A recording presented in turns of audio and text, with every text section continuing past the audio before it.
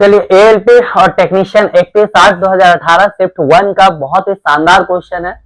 ठीक है, 2018 में जो टेक्नीशियन का एग्जाम हुआ था वो एएलपी को लेकर के हुआ था, इसलिए यहाँ पे आपको आरआरबी एएलपी और टेक्नीशियन लिखा हुआ दिख रहा है। ठीक है, क्वेश्चन है कि तीन त्रिभुजों को एक बड़े त्रिभुज के तीनों कोनों में इस तरह बनाया गया है कि प्रत्येक छोटे त्रिभुज की प्रत्येक भुजा बड़े त्रिभुज के अनुरूप भुजा की 1/4 है। ठीक है, तीन छोटे त्रिभुजों के कुल क्षेत्रफल और बड़े त्रिभुज के शेष क्षेत्रफल के बीच का अनुपात कितना है। ठीक है भाई, तो ये क्वेश्चन बोला कि एक बड़ा सा त्रिभुज है, मान लेते हैं ये समबाहु त्रिभुज है, कुछ नहीं बोला तो अपने से कोई भी त्रिभुज मान लेते हैं, हम समबाहु त्रिभुज मान लिए। ठीक है, उसके बाद बोल रहा है कि तीनों कोनों को से मतलब तीनों, यहाँ पे देखिए तीनों कोनों से इस तरह बनाया गया है कि प्रत्येक छोटे त्रिभुज की प्रत्येक भुजा बड़े त्रिभुज के अनुरूप भुजा की 1/4 है।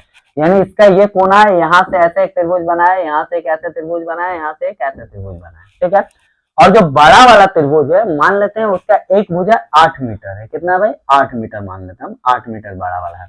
तो जब बड़ा वाला का वैल्यू 8 मीटर है तो ये तो 1/4 होगा, है ना। तो 1/4 यानी कि 8 का 1/4 निकालेंगे तो 2 आएगा। ठीक है ना, 8 का 1/4 निकालिए तो 4 दूना 8 यानी 2 मीटर आ गया। ठीक है, तो ये 2 मीटर हो गया, ये 2 हो गया, ये 2 हो गया, समझ गए। इसी तरीके से ये सब 2-2-2 होगा और बड़ा वाला जो त्रिभुज है उसका 8 मीटर होगा। क्लियर हो गया।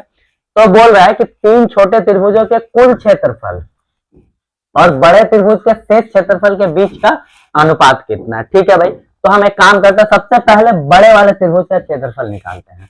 तो समबाहु त्रिभुज है, तो समबाहु त्रिभुज का जो क्षेत्रफल होता है, क्षेत्रफल का फॉर्मूला आपको पता होना चाहिए, √3/4 a² होता है। ठीक है, तो भाई √3/4 a का वैल्यू 8 × 8 हो गया यहाँ पे, तो 4 से 1 कटा 2, 8 दूना 16 √3 हो गया।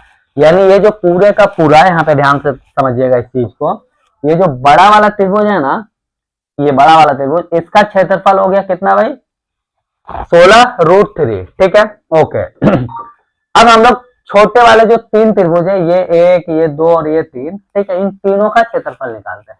क्योंकि तीनों समबाहु त्रिभुज है तो समबाहु त्रिभुज का क्षेत्रफल अगेन बताएंगे क्या? √3/4 a²। ठीक है ना, तो √3/4 लिख लिए। a का वैल्यू 2 × 2, ये 2 है ना, 2। तो ये अगर हम निकालेंगे तो ये क्या होगा? ये एक त्रिभुज का वैल्यू आएगा यहाँ पे, तो तीन त्रिभुज है, यहाँ क्या बोल रहा है कि तीन छोटे त्रिभुज का क्षेत्रफल। ठीक है, तो ये एक का वैल्यू, तो तीन का वैल्यू कितना? × 3 कर दो। क्लियर हो गया। अब 2 दूना 4, यहाँ से 4 कैंसिल, ये कितना आया? तो बोलेंगे 3√3 आया। क्लियर हो गया, 3√3। यानी कि बड़े वाले त्रिभुज का वैल्यू 16√3, और हम बात करें छोटे वाले त्रिभुज का, इसका बात कर ले अगर हम, ये छोटे वाले त्रिभुज का, ठीक है ना, तो इसका वैल्यू आया कितना?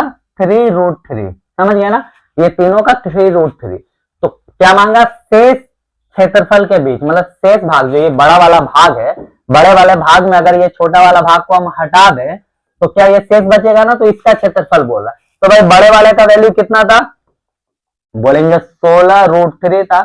छोटे वाले का वैल्यू कितना आया? तो 3√3 था, तो 3√3 इसमें माइनस कर देंगे, आया कितना? 13√3। ठीक है, 13√3 ये शेष वाले का है। अब जो पूछा है वो बना लेंगे। क्या बोल रहा है भाई कि तीन छोटे त्रिभुज का रेशियो कितना था? 3√3, मतलब क्षेत्रफल कितना था?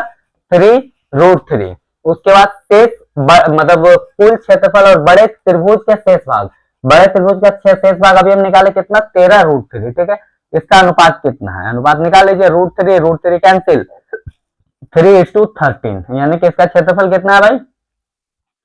मतलब क्षेत्रफल का रेशियो कितना? 3:13, यानी कि जो कि ऑप्शन है मेरा, ऑप्शन ए 3:13 इस क्वेश्चन का करेक्ट आंसर हो जाएगा। ठीक है, उम्मीद करते हैं समझ रहे होंगे।